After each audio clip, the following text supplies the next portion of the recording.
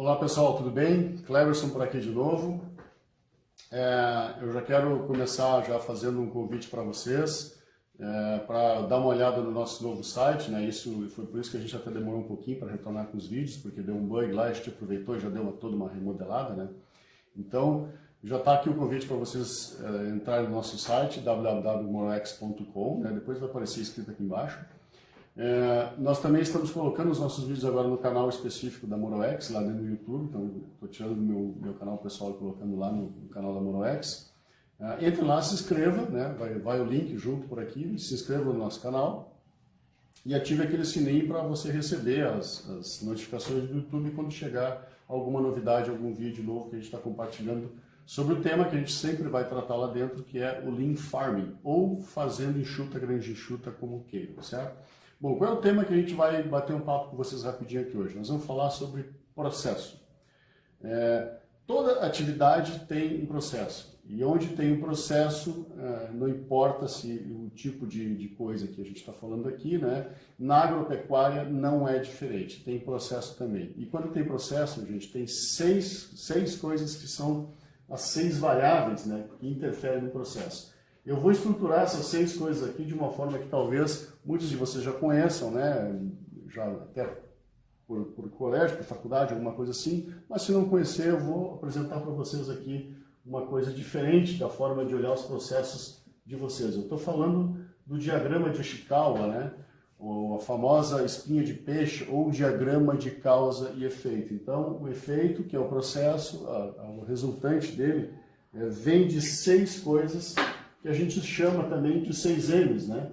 Por que 6 M's? Porque são 6 M's que estão envolvidos. Então, por exemplo, quando a gente está falando lá do processo de agricultura, por exemplo, que seja um processo de plantio, pulverização, colheita, a gente tem uma máquina envolvida, né? A gente tem plantadeira, a gente tem trator, tem colheitadeira, a gente tem pessoas, então a gente tem a mão de obra, a gente tem o método, né? Que é a maneira como a gente vai fazer as coisas, a gente tem a matéria-prima, estamos falando aqui de sementes, se eu estou cuidando da cultura, né? Estou falando da cultura, se eu estiver falando de pulverização, estou falando da matéria-prima, que é o defensivo. A gente tem o meio ambiente, a gente não precisa dizer para quem é do agro quanto que o ambiente interfere no resultado, né? Chuva, sol, seca, né? Aquela coisa toda. E a gente tem também o meio de medição, ou seja, as regulagens do nosso processo, todas as coisas que a gente controla, né? Para o plantio sair direito, da plantadeira, da colheitadeira, o pulverizador, as regulagens, todas que a gente precisa fazer para que as coisas deem certo no final. A própria medição do desempenho do processo em si, ou seja, quais são os indicadores que eu tenho na minha lavoura, como é que eu meço o resultado da lavoura, eu controlo por hectares hora, hectares dias, o que eu controlo lá dentro do meu processo. E todas essas 6 coisas que influenciam o processo, dependendo do processo, né, a gente influencia mais ou menos. Alguma delas vai influenciar mais ou vai influenciar menos, mas sempre tem uma influência. Então, o que cabe? Cabe analisar e conhecer cada um dos seus processos para entender o que tem mais ou menos resultado, mais ou menos interferência no resultado. E o que a filosofia da Fazenda Enxuta faz, o que ela nos convida a fazer, né? A gente já comentou isso no outro artigo, ao olhar o processo, é procurar dentro desses processos os desperdícios. Estão aqui dentro as coisas que não estão agregando valor, as atividades que não trazem resultado positivo e que interferem no resultado da minha lavoura, interferem no resultado da minha propriedade. Então, se o objetivo é eliminar os desperdícios, o que a gente precisa fazer é olhar isso com método, com um jeito. E a Fazenda Enxuta é o método correto de a gente fazer essa análise, né, essa abordagem. Bom, como eu já disse antes, né, Fazenda Enxuta vem do termo Lean, né, vem do pensamento enxuto, que foi calcado, cunhado lá pelo sistema Toyota de produção. Né? Pô, lá vem o Cleverson falar de automotivo, aqui não é fábrica, aqui é agricultura. Pois é, mas eu tenho uma surpresinha para contar para vocês. Eu já fiz esse comentário no outro artigo que deve estar lá, acho que no nosso site lá. Que eu disse uma vez que os primeiros trabalhadores da Toyota eram, na verdade, agricultores. Isso é um fato. Né? Quem estudar a história da Toyota vai saber disso. Mas eu não disse lá no artigo agricultores de quê. Então hoje eu vou contar essa novidadezinha legal para vocês aqui, para quem não sabe, lógico. Né? O que é que plantavam os primeiros trabalhadores da Toyota? Arroz. Isso mesmo. Você que trabalha com arroz aí e que ainda não conhece o sistema enxuta, não conhece o sistema Toyota de produção e que ainda não conhece a Fazenda Enxuta, né, o Lean Farm, Fique sabendo você que quem ajudou a levar esses conceitos para dentro da fábrica da Toyota foram agricultores de arroz. Eles eram mestres em fazer os seus processos muito eficientes. Eles tinham processos muito eficientes, eles desenvolveram isso. Mas por que eles desenvolveram isso? Eles desenvolveram isso porque o Japão tinha um crescimento bastante grande na população e a gente sabe que o Japão não tem terras como nós temos no Brasil, por exemplo. Então eles tinham uma escassez de terra e um aumento de demanda por alimentos. Então os primeiros trabalhadores da Toyota, na verdade, eram agricultores de arroz.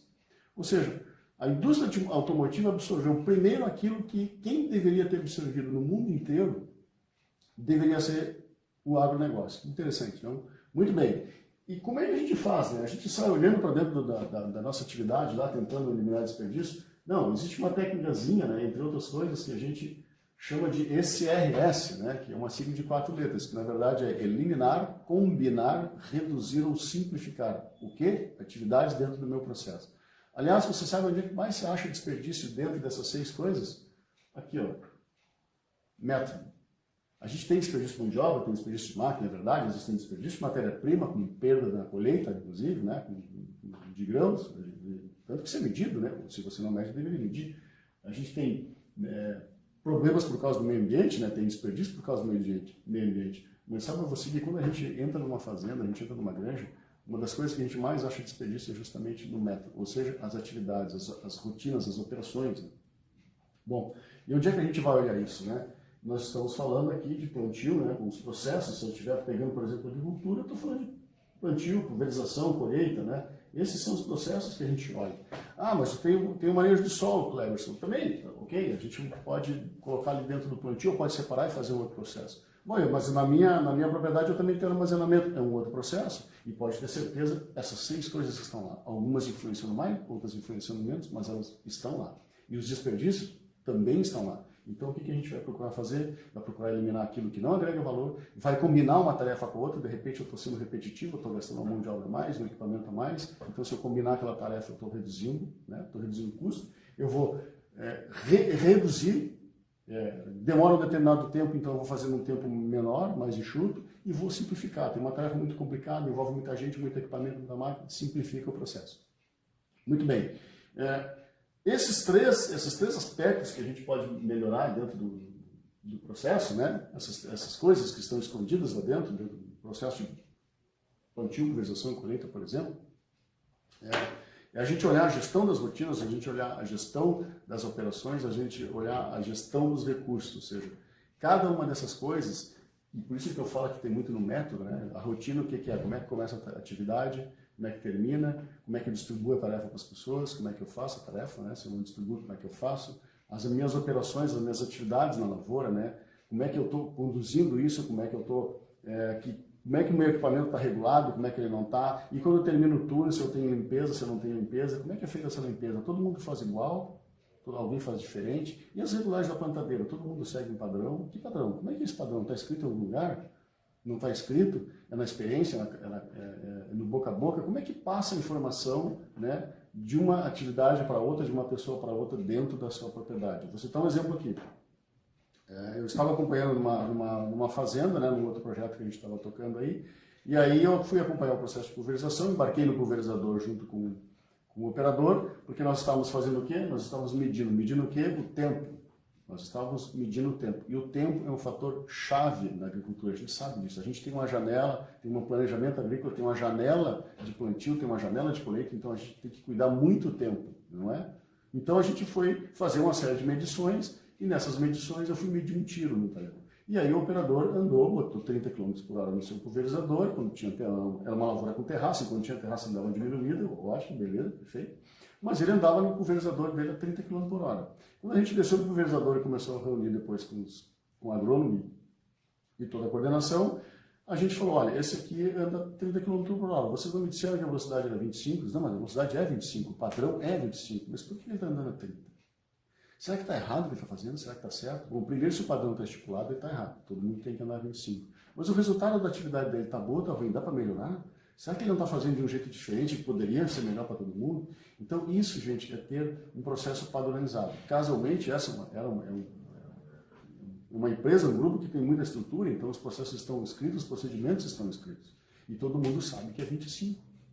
Assim como tem as velocidades de colheitadeira, na hora de soja, 6 km, 7 km por hora, não importa, dependendo da máquina, né? Qual é o modelo de máquina que eu tenho. Então, a primeira coisa em um processo é eu ter padrão. Como diria, né, o nosso Taishi Ono, um dos arquitetos do sistema teórico de produção, onde não há padrão, não há melhoria. Então, uma das primeiras coisas que a gente precisa fazer numa atividade do agro é ter padrões. Ah, mas nós já temos o padrão. Ótimo. Então, agora nós só temos um trabalho que é procurar onde é que estão os desperdícios escondidos. Né? A gente costuma brincar que existe fábrica escondida, às vezes, do dono. Às vezes, talvez, existam lavouras escondidas. Existem coisas acontecendo lá que a gente não sabe. Então, o objetivo vai ser agora procurar. Então, se você já tem um padrão, você já tem um grande caminho andado, um grande caminho, um belo caminho. Sabe outra coisa extremamente importante quando a gente começa um processo, seja numa indústria ou até numa fazenda, numa granja? Os 5S. A implantação dos 5S, ter uma organização mínima e básica, identificação visual das coisas, as coisas dos seus devidos lugares, etc, etc. Você já tem 5S na sua fazenda, na sua granja? Perfeito. Então você já tem um grande caminho percorrido para entrar com o processo de implementação da fazenda enxuta do Lean Farm. Não tem? Então talvez esse seja o primeiro passo. Ou seja, lembrando que Taishi Ono diz, quem não tem padrão, onde não há padrão, não pode haver melhoria. Porque como é que você vai melhorar se você não faz cada dia diferente, ou faz cada ano diferente, ou faz cada lavoura diferente? As pessoas não têm uma única voz e não seguem um único procedimento escrito. Então, essa é uma das grandes dicas, né, que a gente às vezes comenta com várias empresas, que é ter uma base inicial primeiro para começar o trabalho e aí a gente poder analisar o processo e medir os processos, fazer as avaliações, definir os novos padrões, treinar as pessoas. Então, esse é o recado que eu queria falar para vocês hoje, de os processos que estão lá dentro do agronegócio. Ah, mas o meu negócio aqui é pecuária, não é agricultura. Tem processo? Tem essas 6 coisas dentro, pode ter certeza disso. Mais ou menos influência em alguma delas, mas estão lá. Ah, vai entrar no hospital, pode ter certeza que tem processo no hospital, tem processo na padaria, tem um processo no posto de gasolina. Eu estou brincando, lógico, né? Eu estou fazendo uma figura de linguagem aqui. Mas, gente, onde tem uma atividade, tem um processo, uma resultante, né? Tem uma coisa que está saindo de resultado desse processo, ali estão essas 6 coisas do diagrama de Ishikawa, que foi o japonesinho, lá nos anos 40, né? Que estruturou essa forma de enxergar as variáveis de um processo, também conhecido como diagrama de peixe, ou causa e efeito, né? Aqui estão as causas e aqui está o efeito. Então, esse é o recado que a gente queria conversar com vocês, dividir com vocês, e falando que um processo enxuto é olhar para dentro do que a gente tem dentro das nossas atividades e procurar ali os desperdícios, atacar, eliminar, combinar, reduzir ou simplificar. Beleza? Não esquece, vai lá no YouTube, se inscreve lá no canal, marca o sininho para você receber vídeos como esse que vão continuar, a gente vai continuar passando, vamos passar de outros assuntos. Vem um vídeo aí que eu quero falar sobre manutenção de máquina agrícola, guardem, talvez seja até o próximo, não tenho certeza ainda, mas eu quero comentar isso com vocês também. E dê uma olhada no nosso novo site lá, www.moroex.com, e tem um formulário lá se quiser fazer algum comentário, fica à vontade também, ok? Obrigado, nos vemos no próximo vídeo. Um abraço.